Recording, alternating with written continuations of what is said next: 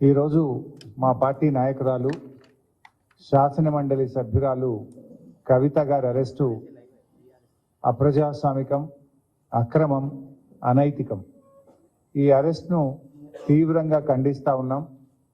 ఎందుకంటే ఒకవైపు సుప్రీంకోర్టులో కేసు పెండింగ్లో ఉండగా శుక్రవారం రోజు కావాలనే శని ఆదివారాల్లో కోర్టుకు సెలవు ఉంటుంది కనుక రాజకీయ దురుద్దేశంతో మా మీద బురద జల్లాలని, రాజకీయంగా మమ్మల్ని దెబ్బతీయాలని ఒక పథకం ప్రకారంగా కుట్రతో ఈరోజు బీజేపీ మా శాసన మండలి సభ్యురాల్ని అరెస్ట్ చేయడం జరిగింది.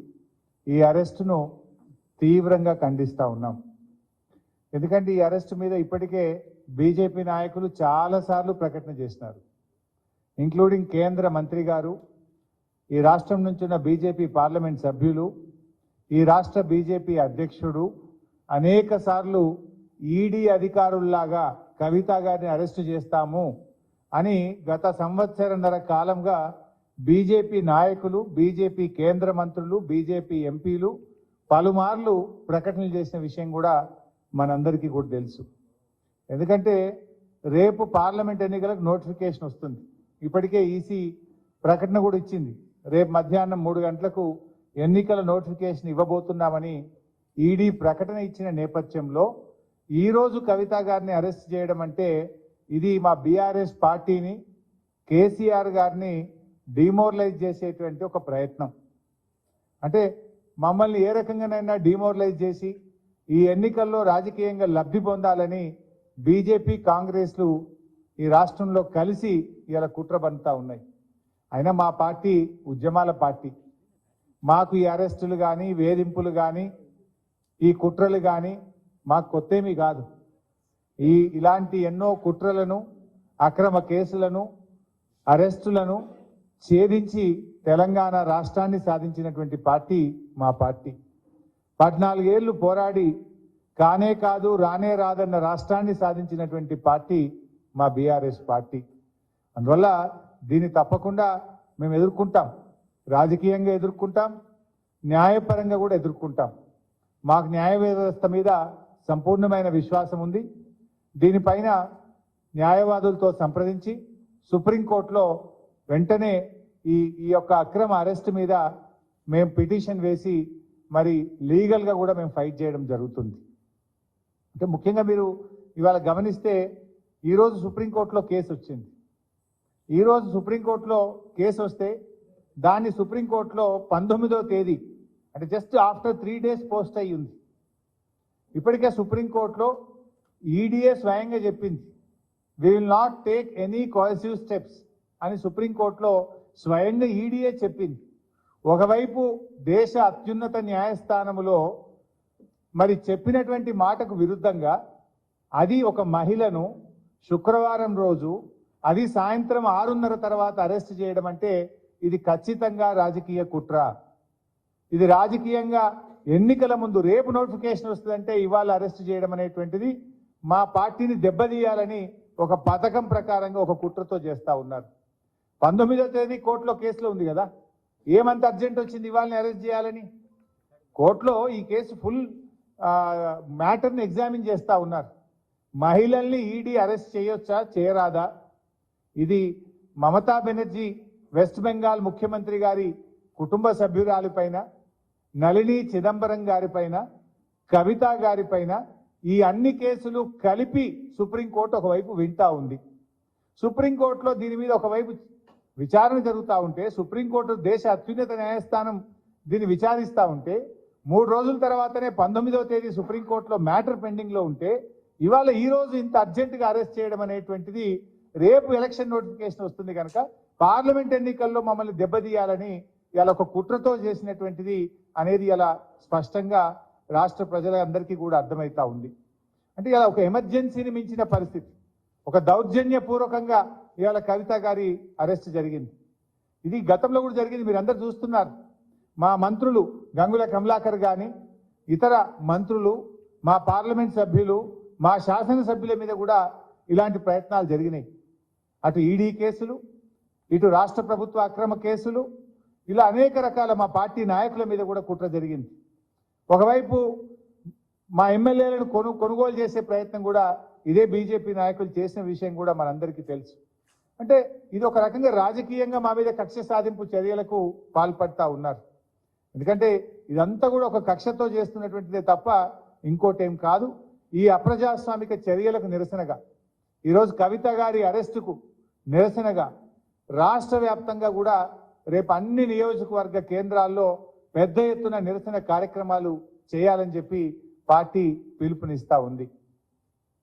ఎందుకంటే ఈరోజు ఈ అరెస్ట్ అనేది కేవలం రాజకీయంగా ప్రేరేపితమైంది. ఒక సంవత్సరన్నర కింద కవిత గారిని విట్నెస్ కింద నోటీస్ ఇచ్చారు. ఏడాదిని అర్థం తర్వాత ఇవాళ అక్యూజ్డ్ కింద మేము అరెస్ట్ చేస్తున్నామంటారు. అంటే ఏడాదిని అర్థం ఏం చేసిండు మరి మీరు? ఈ 1.5 years నుంచి ఏం చేసిండు? రేపు పార్లమెంట్ ఎన్నికల నోటిఫికేషన్ వస్తే ఇవాళ అరెస్ట్ చేయడం అనేటువంటిది ఇది పూర్తిగా రాజకీయ దురుద్దేశంతో ఒక కుట్రతో చేసినటువంటిదే తప్ప ఇంకోటేమీ కాదు. ఇవాళ కాంగ్రెస్ బీజేపీల కుమ్మక్కు ఒక దుర్మార్గపు అయినటువంటి చర్య. దీన్ని తప్పకుండా బీఆర్ఎస్ పార్టీ ప్రజాక్షేత్రంలో ఎదుర్కొంటుంది. ఇవాళ రాష్ట్ర ప్రజలందరూ కూడా గమనిస్తా ఉన్నారు. ఈ కుట్రలకు రేపు ప్రజాక్షేత్రంలో బీజేపీ కాంగ్రెస్లకు శిక్ష తప్పదని కూడా నేను ఈ సందర్భంగా హెచ్చరిస్తా ఉన్నాం.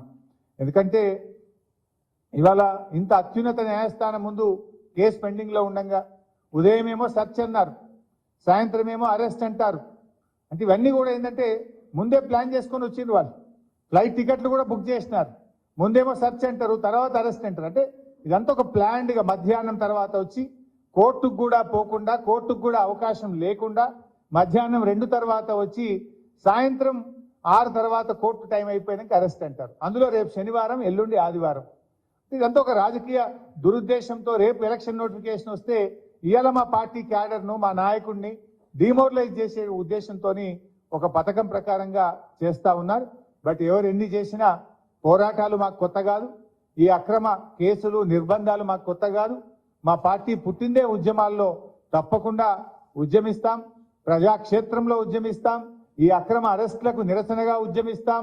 అదేవిధంగా న్యాయపరంగా కూడా తప్పకుండా పోరాడతాం. న్యాయ వ్యవస్థ మీద మాకు సంపూర్ణమైన విశ్వాసం కూడా ఉంది. రేపు అన్ని నియోజకవర్గ కేంద్రాల్లో కూడా ఎక్కడికక్కడ బీఆర్ఎస్ శ్రేణులు ఈ అక్రమ అరెస్టుకు నిరసనగా పెద్ద ఎత్తున కార్యక్రమాలు చేయాలని చెప్పి కూడా ఈరోజు పార్టీ పిలుపునిస్తా ఉంది.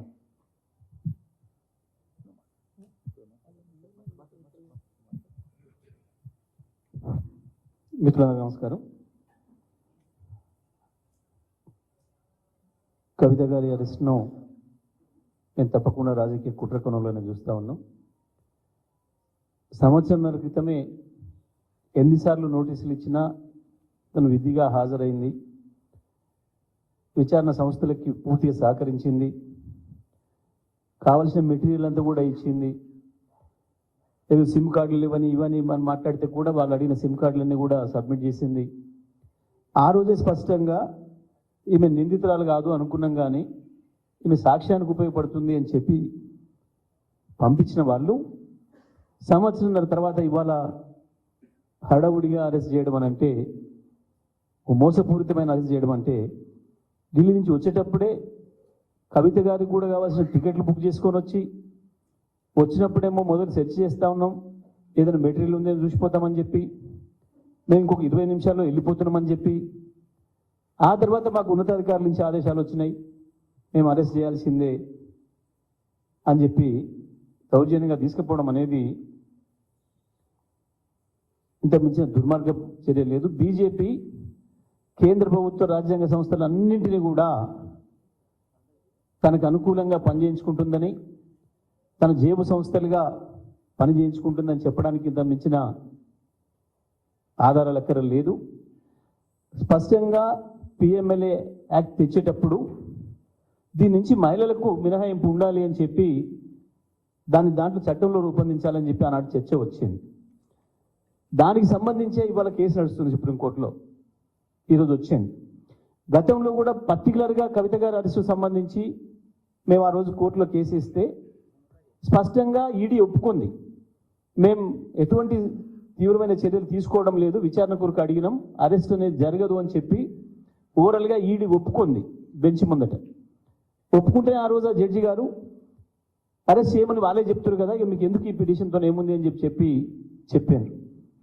ఇవాళ దాన్ని కూడా తుంగలో తొక్కి, వాళ్ళన్న మాటనే వాళ్ళు తుంగలో తొక్కి ఇవాళ మళ్ళీ వచ్చి అక్రమంగా అరెస్ట్ చేసి తీసుకుపోవడం అనేది బీజేపీ ఈ దేశంలో రాజకీయ ప్రత్యర్థుల్ని లొంగ తీసుకోవడం కొరకు, రాజకీయ ప్రత్యర్థుల్ని దెబ్బతీయడం కొరకు, ఎన్నికల్లో లబ్ధి పొందడం కొరకు మాత్రమే ఇటువంటి అన్ని కూడా చేస్తూ ఉందన్న విషయం మనకు స్పష్టంగా కనబడుతుంది. ఈ 10 ఏళ్లలో వివిధ రాష్ట్రాలలో కూడా వివిధ ప్రతిపక్ష పార్టీలపైన ఏ రకంగా ఇటువంటి అన్ని ఉపయోగిస్తుందో, ప్రతిపక్ష పార్టీలకు వాళ్ళకు నోటీసులు ఇవ్వడం, వాళ్ళు బీజేపీలో చేరగానే ఆ కేసుల్ని క్లోజ్ చేయడం అనేది ఇప్పటికి 100లు మనం చూసినాం.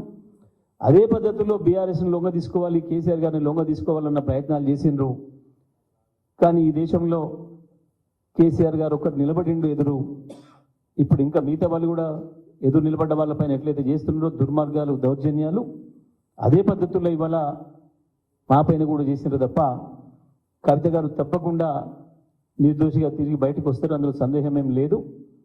సాక్ష్యాలు లేవు అని చెప్పి, ఎటువంటి సాక్ష్యాలు లేవు వీరికి వ్యతిరేకంగా ఈమె సాక్ష్యంగా ఉపయోగపడుతుందని చెప్పిన వాళ్ళు ఇవాళ ఈమెనే అక్యూజ్డ్ అని చెప్పి తీసుకుపోవడం అంటే 100% ఇది రాజకీయంగా వాడుకోవడం కొరకు, రాజకీయంగా మమ్మల్ని ఇబ్బంది పెట్టడం కొరకు, వాళ్ళు ప్రయోజనం పొందడం కొరకు చేసిన దుర్మార్గమైన చర్య తప్ప ఇంకోటి కాదు.